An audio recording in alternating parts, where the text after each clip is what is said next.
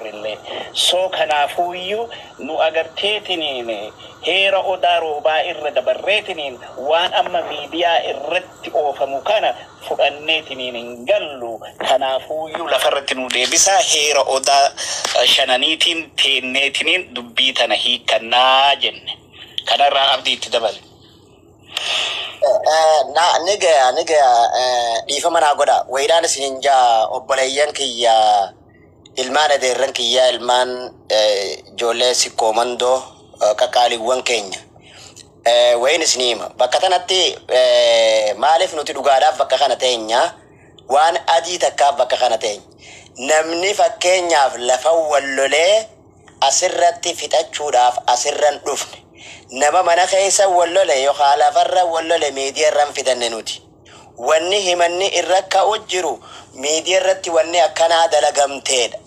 waan akkanaa dalagame san ammas namni lafa jiru miti warri arkes warri himes warri dubbates warri godhes miidiyaa kanarratti wanni lafa jiru tokkon jirtu lafarratti wanni barbaannu tokkon jirtu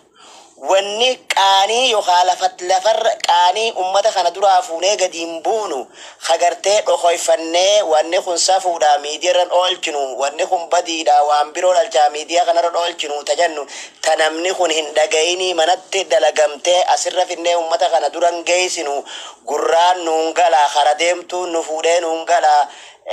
aruzaan nurraba taziyaan nurraba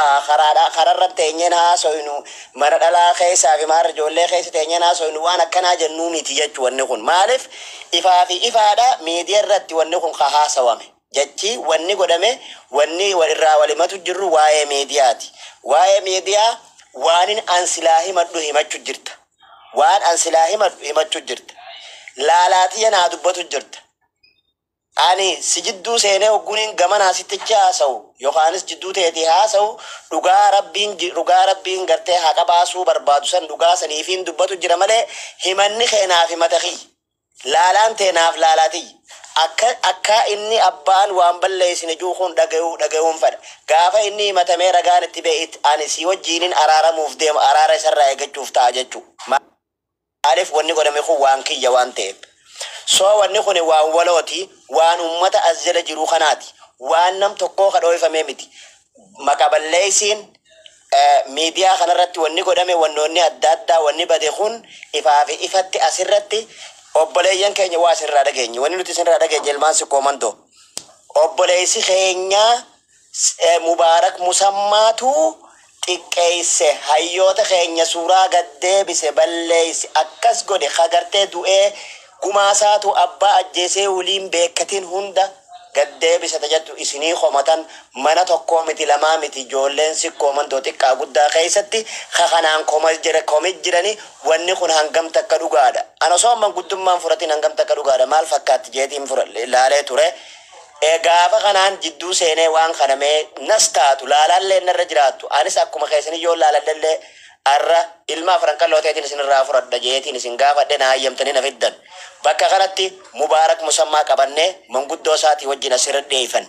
waan obboleeyyan keenya himatan san waan sirra jiru san ifa nuu godhi jechuudhaaf asfin wanni san yoo inni dhugaa san nuu fudhachuu baate ragaa isinirraa feena isin yoo dhugaa san nuu fudhate immoo akkana goote ja'an jenneeni gaafa gaafannu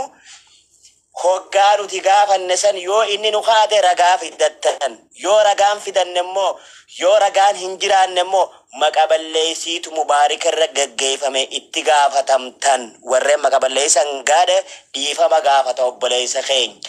yoo wanni biroo kara biroo kajaladho kaysanii jiraatan ka adiin jiraatu taates nuti ummata gurguddaa ummata dhiiga namaatis dubbatu hagartee balaa buutus dhaamsuu danda'u ibidda ganda tokko ka gubates warra dhaamsuu danda'u warreen asirra taa'u ammas ummata islaamaa qofaatu as keessa jira ummata rabbii guddaa sodaatu kabaru rabbiin arrabaan arrabaa murteessuun kana naan gaafataa beeku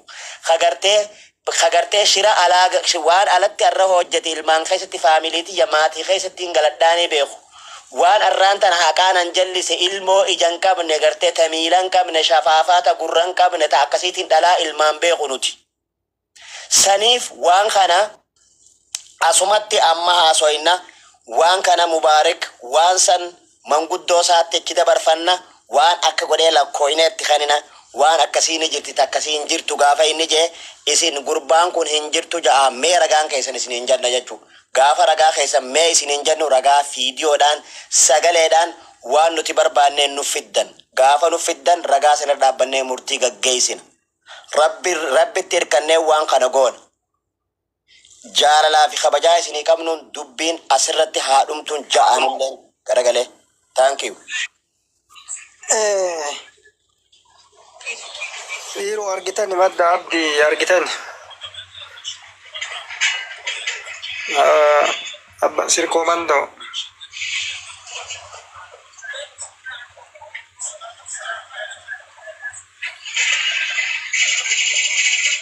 namni sagaleen kiyyan jiru Engira me abdi banget. Jenne ya. Ragene agarre marayu ga apa gada itinundema. hayyamma dankara taanii wala fuudhaa bataan bullu naaree laalladha jedha naa kennu daqiiqaa muraasa addan jiru gurmuu qabaa gurma qabaa anuu amma asitti nama lama sadii afurii gabbu'ee laalladhee si ol deebi'a jedhaan